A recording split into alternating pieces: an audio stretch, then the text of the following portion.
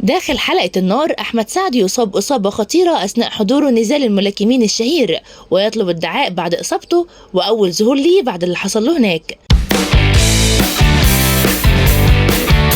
في نزال حلبة النار الشهير الذي أقيم في موسم الرياض، تعرض النجم أحمد سعد لإصابة قوية في العين والوجه، وأقيم هذا النزال بين الملاكمين ألكسندر أوسيك وتايسون فوري، وقد سمي بنزال حلبة النار، وانتصر أوسيك وأصبح بطل العالم للوزن الثقيل بلا منازع. وأصيب الفنان أحمد سعد في عينه ووشه بعد ما اصطدم بباب الزجاج، وده تسبب في تورم وشه على الفور. ونشر أحمد سعد ستوري بعد تورم وشه وهزر فيه بطريقة ظريفة وقال: من أول جولة بعد قتال مع زجاج القاعة الخاصة بضيوف الشرف أصبت بتورم فوري في عيني. وعلق أحمد سعد وقال: أنا دلوقتي في النزال الأقوى على الإطلاق في الشرق الأوسط والعالم في الرياض، والحمد لله الملاكمين بخير، لكن أنا اللي اتصبت لأني دخلت في الزجاج. بشكر كل الناس اللي اطمنت على صحتي، أنا الحمد لله وخدت الجولة واحدة مع الإزاز.